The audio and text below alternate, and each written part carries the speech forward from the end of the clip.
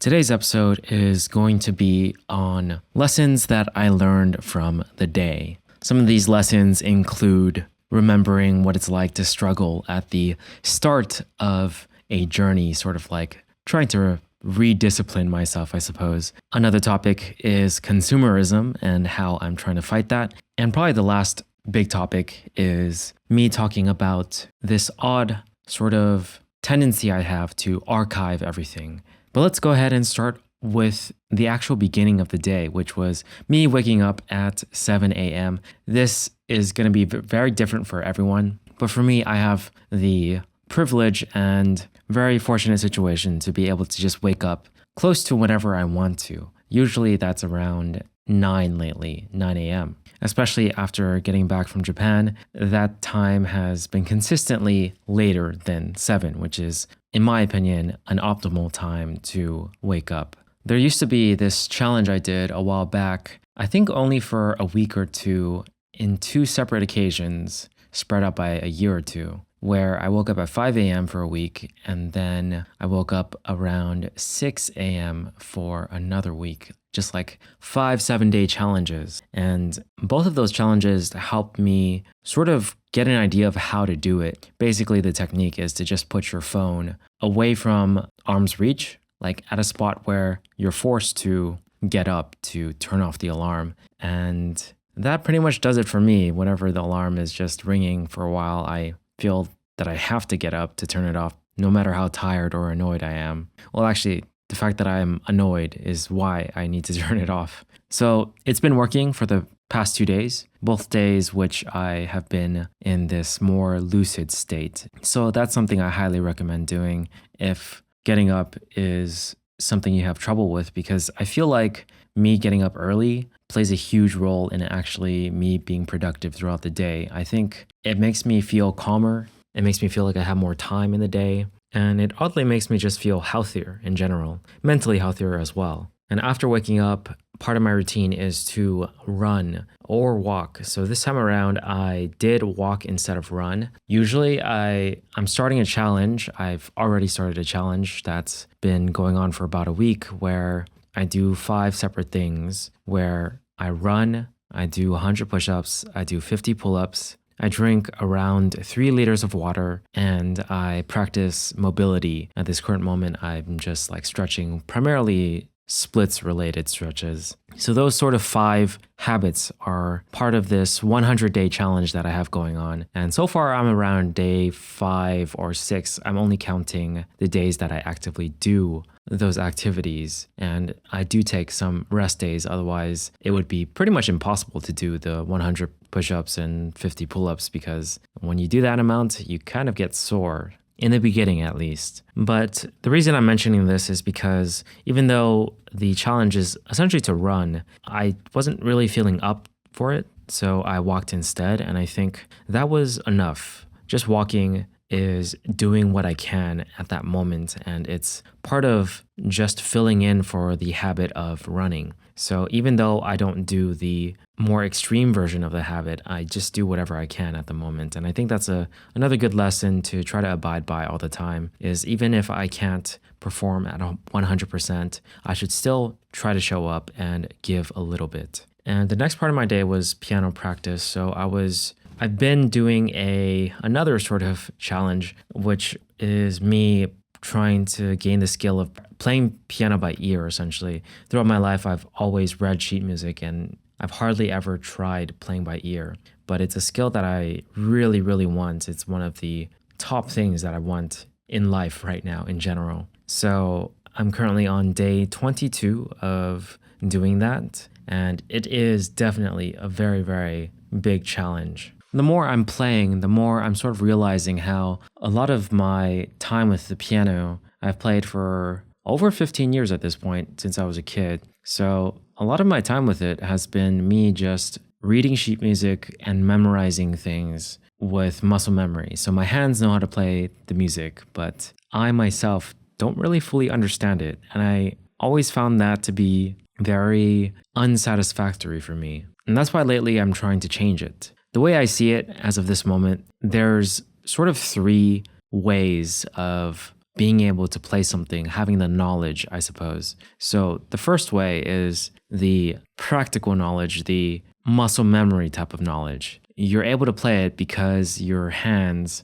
can play it. The second method is to actually have theoretical knowledge of the music. You know exactly what chords to play, what notes the melodies are, what the melody is, like which notes and pitches exactly. Like you have that knowledge in your head, so you're able to reproduce it. And then there's the third form of knowledge, which is the ability to, in this case, like read the score and reproduce it that way. And in my opinion, the best form is essentially just understanding the music itself and being able to reproduce the music by playing it, because that way it's sort of like you heard it, you can understand it, and you can play it, versus like you have to have some pieces of paper in front of you and you're essentially just taking directions from the piece of paper and playing it. Of course, there's another way to do it, which is like the way you're absorbing the knowledge. Like listening to the song is one way, seeing sheet music is another way. And both ways technically allow you to understand the music itself and eventually reproduce it. And just continuously playing it is the thing that gives you that kinesthetic memory, that form of knowledge. But I've been thinking about it a lot lately, and all of it seems to be very much connected. In the end, there's really just that one source, and that one source is altered in different ways, whether it's through hearing it or through reading it or just through continuously repeating it. In the end, it's still what it is, if that makes sense. The melody is still the melody, the chords are the chords, and whether you understand it while you're playing it is a different story. And these days I've been just trying my best to always get to the core and root of that source and understanding it.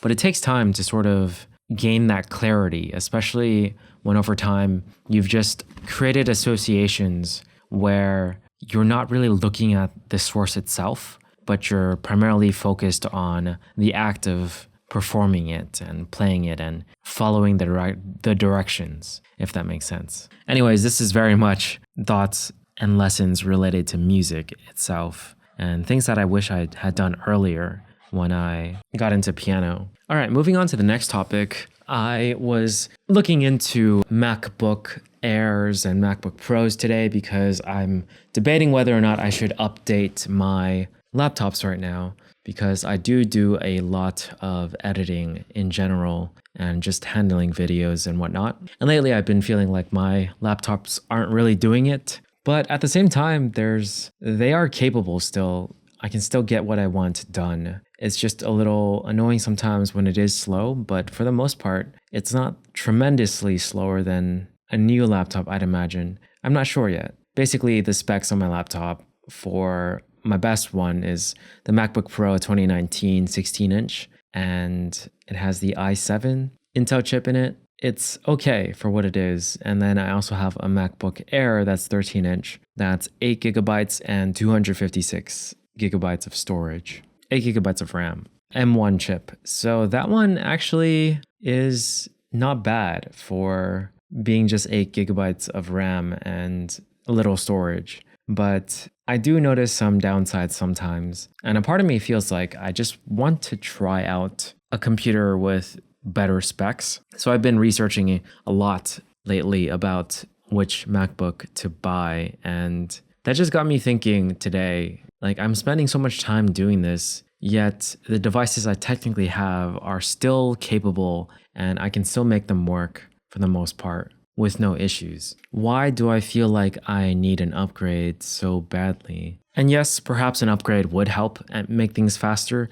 but I'd imagine not that much faster, maybe just by 5 to 10 minutes each project, which could definitely add up. But for the time being, I'm okay with that. And I really thought hard about this because I feel like it's something that I occasionally do, especially back then when I started YouTube. I just loved to buy new gear and things that made my production, made things cleaner, clearer, well produced, and so on. I always found some reason, a good reason to buy that new gear. But this year, since I've been in Japan, I didn't get anything new this entire year so far, 2024. And a part of me, actually, I've been selling things. I've been selling equipment and gear that I got from the past. And interestingly, I think this one's a fun one. I managed to sell one of my tripods for more than I actually bought it, because the price of that tripod, for some reason, increased by $100